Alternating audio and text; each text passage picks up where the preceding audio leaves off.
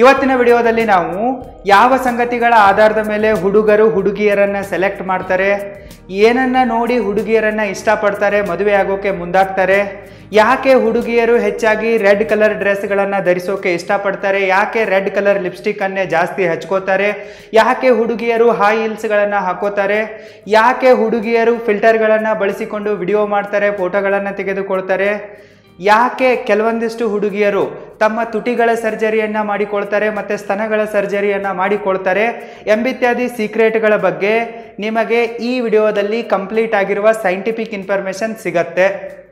ಕಳೆದ ವಿಡಿಯೋದಲ್ಲಿ ನಾನು ನಿಮಗೆ ಯಾವ ಸಂಗತಿಗಳ ಆಧಾರದ ಮೇಲೆ ಹುಡುಗಿಯರು ಹುಡುಗರನ್ನು ಸೆಲೆಕ್ಟ್ ಮಾಡ್ತಾರೆ ಅನ್ನೋದನ್ನು ಹೇಳಿದ್ದೆ. ಇವತ್ತಿನ ವಿಡಿಯೋದಲ್ಲಿ ನಿಮಗೆ ಹುಡುಗರು ಯಾವ ಸಂಗತಿಗಳನ್ನು ನೋಡಿ ಹುಡುಗಿಯರನ್ನು ಸೆಲೆಕ್ಟ್ ಮಾಡ್ತಾರೆ ಅನ್ನೋದು ಗೊತ್ತಾಗತ್ತೆ. ಈಗಲೇ ಈ ವಿಡಿಯೋಗೆ ಲೈಕ್ ಮಾಡಿ ಮತ್ತು ಇದನ್ನು ಕೊನೆ ತನಕ ನೋಡಿ. Let's begin. ಹುಡುಗರಲ್ಲಿ ಎರಡು ಟೈಪ್ ಹುಡುಗರು ಇರ್ತಾರೆ ಅಂಥೇಳಿ ನಾವು ಅನ್ಕೊಳ್ಳೋಣ. ಟೈಪ್ 1 ಹುಡುಗರು, ಇದರಲ್ಲಿ 90% ಆರ್ಡಿನರಿ ಆಗಿರುವ ಸಿಂಪಲ್ ಆಗಿರುವ ಹುಡುಗರು ಬರ್ತಾರೆ. ಇವರಿಗೆ ಇಂಥದ್ದೇ ಹುಡುಗಿ ಬೇಕು, ಅಂಥದ್ದೇ ಹುಡುಗಿ ಬೇಕು ಅಂತೆಲ್ಲ ಏನು ಡಿಮ್ಯಾಂಡ್ ಇರಲ್ಲ. ಯಾವಳಾದರೂ ಸಿಕ್ಕರೆ ಸಾಕಪ್ಪ, ಒಟ್ಟಿನಲ್ಲಿ ಅವಳು ಹುಡುಗಿ ಇರಬೇಕು ಮತ್ತು ಜೀವಂತವಾಗಿರಬೇಕು ಅನ್ನೋದೇ ಇವರ ಬಯಕೆ ಆಗಿರುತ್ತೆ. ಇವರು ಜಾಸ್ತಿ ತಲೆ ಕೆಡಿಸಿಕೊಳ್ಳೋಕೆ ಹೋಗಲ್ಲ. ಯಾರು ಸಿಕ್ಕರು ಓಕೆ, ಒಟ್ಟಿನಲ್ಲಿ ಹುಡುಗಿ ಸಿಗಬೇಕು ಇವಳಿಗೆ. ಅವಳು ನೋಡೋಕೆ ಹೆಂಗೆ ಇರಲಿ, ಓದಿರಲಿ ಓದದೇ ಇರಲಿ, ಕೆಲಸ ಮಾಡಲಿ ಬಿಡಲಿ, ಸಂಪಾದನೆ ಮಾಡಲಿ ಬಿಡಲಿ, ಹೆಂಗೆ ಇರಲಿ ಅವಳು. ಇವ್ರು ಜಾಸ್ತಿ ತಲೆ ಕೆಡಿಸಿಕೊಳ್ಳಲ್ಲ, ಅವಳನ್ನು ಆ್ಯಸ್ ಇಟ್ ಈಸ್ ಒಪ್ಕೊಂಡ್ಬಿಡ್ತಾರೆ. ಒಟ್ಟಿನಲ್ಲಿ ಹುಡುಗಿ ಸಿಕ್ಕರೆ ಸಾಕು, ಮದುವೆ ಆದರೆ ಸಾಕು ಅನ್ನೋ ಒಂದು ತುಡಿತದಲ್ಲಿ ಇರ್ತಾರೆ. ಇನ್ನು ಟೈಪ್ 2 ಹುಡುಗರು ಇರ್ತಾರಲ್ಲ, ಅಂದರೆ 10% ಕ್ಲಬ್ನವರು. ಇವರು ಸಕ್ಸಸ್ಫುಲ್ ಆಗಿರ್ತಾರೆ, ಸ್ಮಾರ್ಟ್ ಆಗಿರ್ತಾರೆ, ಹ್ಯಾಂಡ್ಸಮ್ ಆಗಿರ್ತಾರೆ, ಜಾಸ್ತಿ ದುಡ್ಡನ್ನು ಗಳಿಸ್ತಾ ಇರ್ತಾರೆ, ಪವರ್ಫುಲ್ ಆಗಿರ್ತಾರೆ, ಫೇಮಸ್ ಆಗಿರ್ತಾರೆ. ಸೊ ಇವರು ಹುಡುಗಿಯರನ್ನು ಸೆಲೆಕ್ಟ್ ಮಾಡ್ತಾರೆ. ಯಾಕಂತಂದರೆ ಇವರು ಸಕ್ಸಸ್ಫುಲ್ ಆಗಿರೋದ್ರಿಂದ, ಫೈನಾನ್ಷಿಯಲಿ ಸ್ಟ್ರಾಂಗು ಸ್ಟೇಬಲ್ ಆಗಿರೋದ್ರಿಂದ, ಸೋಷಿಯಲಿ ಫೇಮಸ್ ಆಗಿರೋದ್ರಿಂದ ಇವರ ಹತ್ರ ಚಾಯ್ಸ್ಗಳಿರ್ತವೆ. 90% ಹುಡುಗರ ಹತ್ರ ಚಾಯ್ಸ್ಗಳಿರಲ್ಲ. ಅವ್ರ ಪಾಲಿಗೆ ಬಂದದ್ದು ಪಂಚಾಮೃತ ಅಂತೇಳಿ ಯಾವಳು ಸಿಗ್ತಾಳಲ್ಲ ಅವಳನ್ನೇ ಒಪ್ಪಿಕೊಂಡು ಅವಳ ಜೊತೆಗೆ ತಪ್ಪಗೆ ಸಂಸಾರ ಮಾಡ್ಕೊಂಡು ಇರ್ತಾರೆ. ಇನ್ನು ಯಾರ ಹತ್ರ ಚಾಯ್ಸ್ ಇದೆ ಅಲ್ಲ, ಅವ್ರು ಸ್ವಲ್ಪ ಹಾರಾಡೋರೆ, ಅವ್ರು ಇಲ್ಲದನ್ನೆಲ್ಲ ನೋಡೋರೆ. ಸೊ ಇದರ ಬಗ್ಗೆ ನಾವು ಇವತ್ತು ಮಾತಾಡ್ತಾ ಇಲ್ಲ. ಇವತ್ತಿನ ವಿಡಿಯೋದಲ್ಲಿ ನಾವು ಜನರಲ್ ಆಗಿ ಎಲ್ಲ ಪುರುಷರಿಗೆ ಎಂಥ ಹುಡುಗಿ ಇಷ್ಟ ಆಗ್ತಾಳೆ, ಏನನ್ನ ನೋಡಿ ಇವ್ರು ಇಷ್ಟಪಡ್ತಾ ಇರ್ತಾರೆ ಅನ್ನೋದ್ರ ಬಗ್ಗೆ ಡಿಸ್ಕಸ್ ಮಾಡ್ತಾ ಇದ್ದೇವೆ. Point number 1, WHR waist to hip ratio. 1993 ಮತ್ತು 2012ರಲ್ಲಿ ಹುಡುಗರ ಮೇಲೆ ಒಂದು ಸೇಮ್ ಆಗಿರುವ ಎಕ್ಸ್ಪೆರಿಮೆಂಟನ್ನು ಮಾಡಲಾಯಿತು.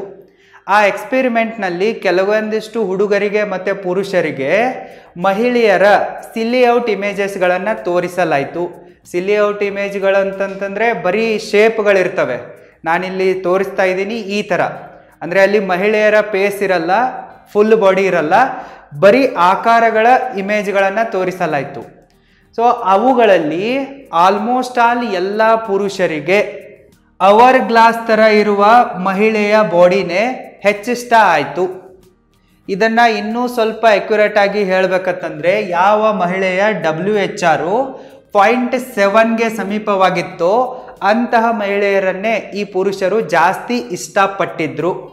ಈ WHR ಅಂದರೆ ಏನಪ್ಪ ಅಂತಂದರೆ ವೇಸ್ಟ್ ಟು ಹಿಪ್ ರೇಷೋ. ಯಾವಾಗ ನೀವು ಸರ್ಕಂಫೆರೆನ್ಸ್ ಆಫ್ ವೇಸ್ಟನ್ನು ಸರ್ಕಂಫೆರೆನ್ಸ್ ಆಫ್ ಹಿಪ್ದಿಂದ ಡಿವೈಡ್ ಮಾಡ್ತಿರೋ ಆವಾಗ ನಿಮಗೆ WHR ರೇಷೋ ಸಿಗತ್ತೆ. ಯಾವ ಹುಡುಗಿಯ WHR ರೇಷೋ 0.7 ಇರುತ್ತೋ ಇಲ್ಲ ಅದಕ್ಕೆ ಹತ್ರ ಇರುತ್ತೋ ಅವಳು ಜಾಸ್ತಿ ಅಟ್ರಾಕ್ಟಿವ್ ಆಗಿರ್ತಾಳೆ. ಅವಳ ಬಾಡಿ ಗ್ಲಾಸ್ ಅವರ್ ಶೇಪ್ನ ಥರ ಇರುತ್ತೆ.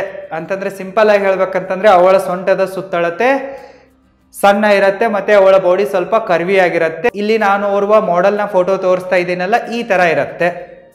ಸೊ ಈ ಥರ ಇರುವ ಹುಡುಗಿಯರನ್ನೇ ಈ ಪುರುಷರು ಜಾಸ್ತಿ ಇಷ್ಟಪಟ್ಟಿದ್ರು.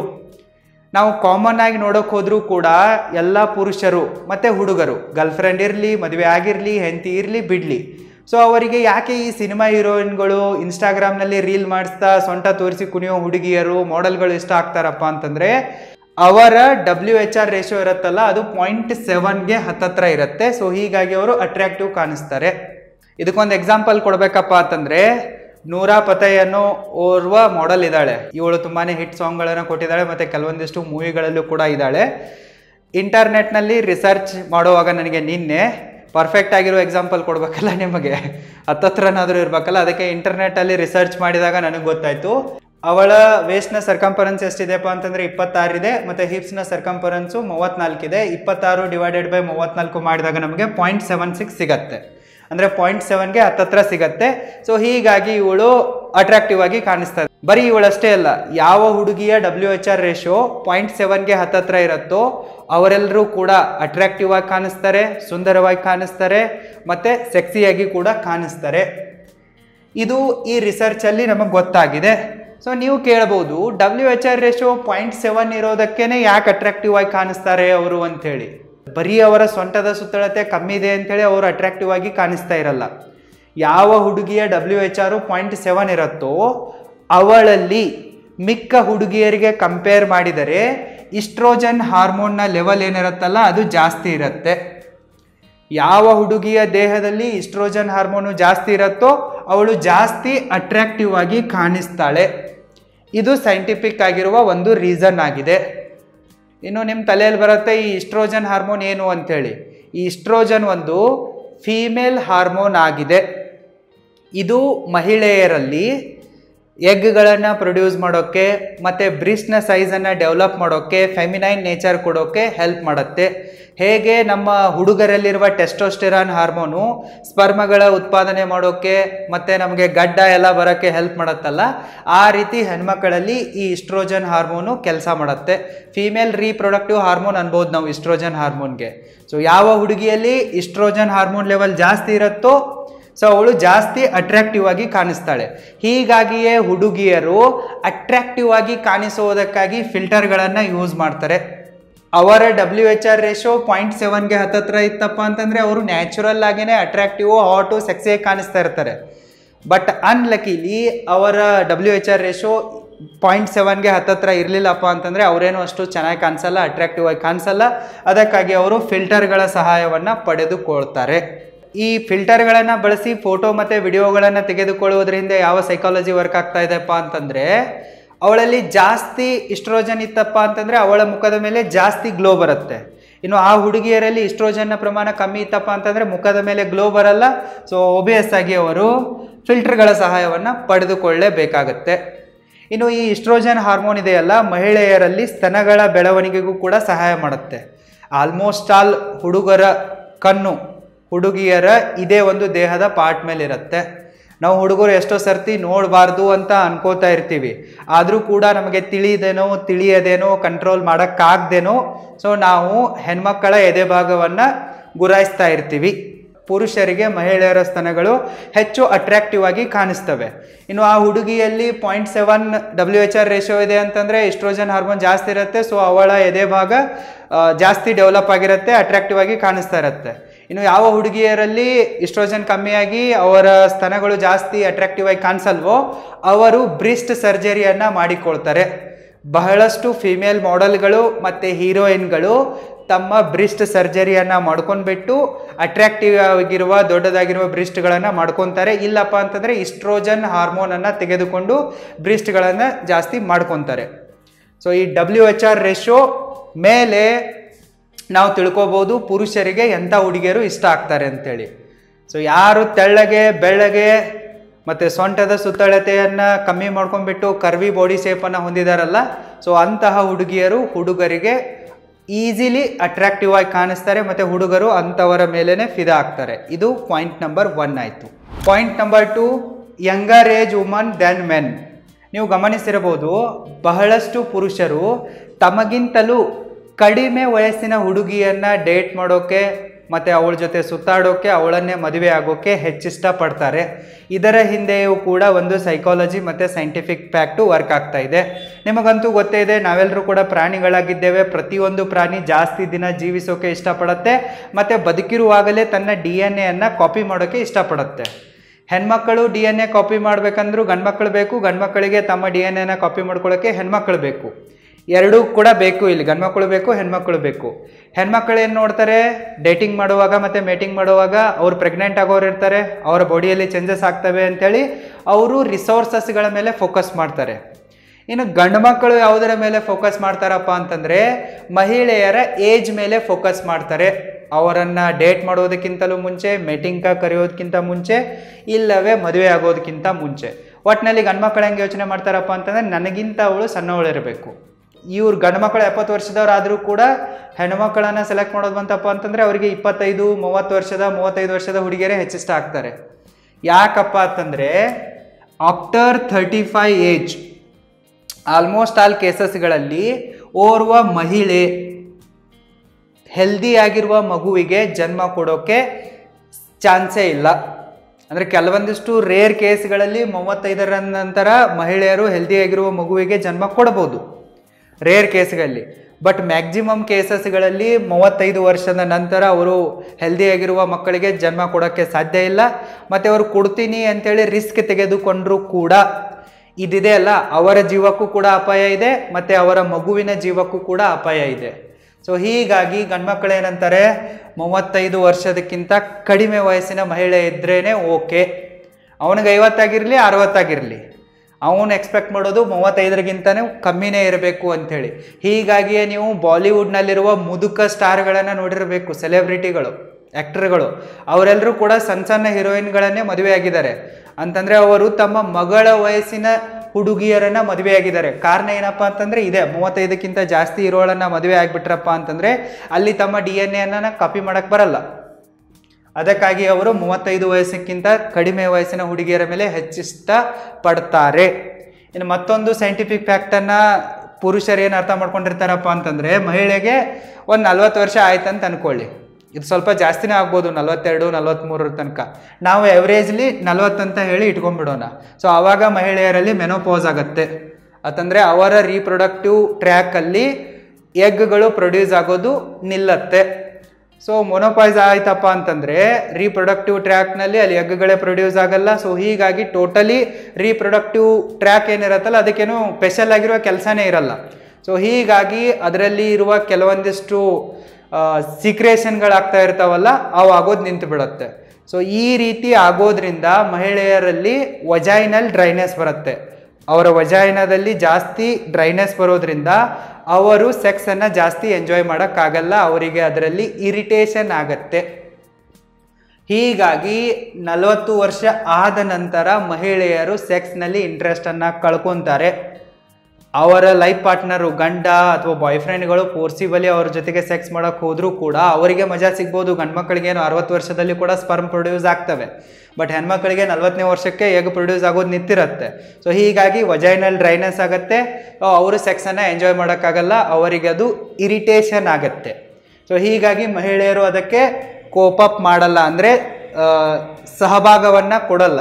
ಸೊ ಹೀಗಾಗಿ ಪುರುಷರು ಏನು ಮಾಡ್ತಾರಪ್ಪ ಅಂತಂದರೆ 40 ವರ್ಷಕ್ಕಿಂತಲೂ ಕಡಿಮೆ ಇರುವ ಮಹಿಳೆಯರ ಮೇಲೇ ಜಾಸ್ತಿ ಮನಸ್ಸನ್ನು ಸೋಲ್ತಾರೆ, ಅವರನ್ನೇ ಡೇಟಿಂಗ್ಗೆ, ಮೇಟಿಂಗ್ಗೆ ಮತ್ತು ಮದುವೆ ಆಗೋಕ್ಕೆ ಪ್ರಿಪೇರ್ ಮಾಡ್ತಾರೆ. ಇದು ಎರಡನೇ ಒಂದು ಸೈಂಟಿಫಿಕ್ ಫ್ಯಾಕ್ಟ್ ಆಯಿತು. ಇನ್ನು ಬರೀ ಅವರಿಗೆ ಎಮೋಷ್ನಲ್ ಸಪೋರ್ಟ್ಗಾಗಿ ಬೇಕಾಗಿದೆ ಅಂತಂದರೆ ಅವರು ಯಾರನ್ನ ಬೇಕಾದರೂ ಆಗ್ಬೋದು, ಬಟ್ ಮ್ಯಾಕ್ಸಿಮಮ್ ಪುರುಷರಿಗೆ ಎಲ್ಲನೂ ಬೇಕಲ್ಲ. ಸೊ ಅದಕ್ಕಾಗಿ ಅವರು ತಮಗಿಂತಲೂ ಕಡಿಮೆ ವಯಸ್ಸಿನ ಹುಡುಗಿಯರನ್ನೇ ಸೆಲೆಕ್ಟ್ ಮಾಡ್ಕೊತಾರೆ. Point number 3, red colour is fertility sign of woman. Almost all ಪುರುಷರ ಸಬ್ ಕಾನ್ಷಿಯಸ್ ಮೈಂಡ್ ಇರುತ್ತಲ್ಲ, ಈಸಿಯಾಗಿ ರೆಡ್ ಕಲರ್ನ ಕಡೆಗೆ ಅಟ್ರಾಕ್ಟ್ ಆಗತ್ತೆ. ಹೀಗಾಗಿಯೇ ಮಹಿಳೆಯರು ಹೆಚ್ಚಾಗಿ ರೆಡ್ ಕಲರ್ ಡ್ರೆಸ್ಗಳನ್ನು ಹಾಕೊಳ್ಳೋಕ್ಕೆ ಪ್ರಿಪೇರ್ ಮಾಡ್ತಾರೆ. ಯಾಕಂದರೆ ಅವ್ರು ರೆಡ್ ಕಲರ್ ಹಾಕೊಂಡ್ರೆ ಜಾಸ್ತಿ ಪುರುಷರ ಕಣ್ಣು ಅವ್ರ ಮೇಲೆ ಬೀಳುತ್ತೆ. ಮತ್ತು ಪುರುಷರನ್ನು ಅಟ್ರ್ಯಾಕ್ಟ್ ಮಾಡುವುದಕ್ಕಾಗಿ ಅವರು ರೆಡ್ ಕಲರ್ ಲಿಪ್ಸ್ಟಿಕ್ಕನ್ನು ಹಚ್ಕೊಳ್ತಾರೆ. ಸೊ ರೆಡ್ ಕಲರ್ ಏನಿದೆಯಲ್ಲ ಈಸಿಯಾಗಿ ಪುರುಷರನ್ನು ಅಟ್ರ್ಯಾಕ್ಟ್ ಮಾಡುತ್ತೆ. ಇದರ ಹಿಂದೆಯೂ ಕೂಡ ಒಂದು ಕಾರಣ ಇದೆ.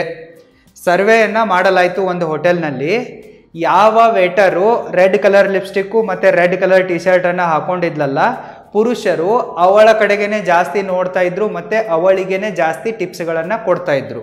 ಸೊ ಇದರ ಬೇಸ್ ಮೇಲೆ ರಿಸರ್ಚನ್ನು ಮಾಡಿದಾಗ ತಿಳಿದು ಬಂದ ವಿಚಾರ ಏನಪ್ಪ ಅಂತಂದರೆ, ಡ್ಯೂರಿಂಗ್ ಓವುಲೇಷನ್ ಫೇಸ್, ಅಂದರೆ ಮಹಿಳೆಯರಲ್ಲಿ ಎಗ್ಗಳ ಉತ್ಪಾದನೆ ಆಗತ್ತಲ್ಲ, ಅಲ್ಲೊಂದು ಓವುಲೇಷನ್ ಸೈಕಲ್ ಇರುತ್ತೆ, ಅದು 28 ದಿನಗಳ ತನಕ ಇರುತ್ತೆ. ಸೊ ಅದರಲ್ಲಿ 14ನೇ ದಿನ ಎಗ್ಗು ಕಂಪ್ಲೀಟಾಗಿ ಪ್ರೊಡ್ಯೂಸ್ ಆಗುತ್ತೆ.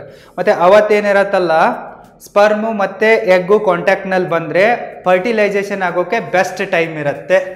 ಈ 14 ಡೇನ ಆಸ್ಪಾಸ್ನಲ್ಲಿ ಏನಾಗತ್ತಪ್ಪ ಅಂತಂದರೆ ಮಹಿಳೆಯರ ಬಾಡಿಯಲ್ಲಿ ಬ್ಲಡ್ ಫ್ಲೋ ಇರುತ್ತಲ್ಲ ಅದು ಫಾಸ್ಟ್ ಆಗುತ್ತೆ.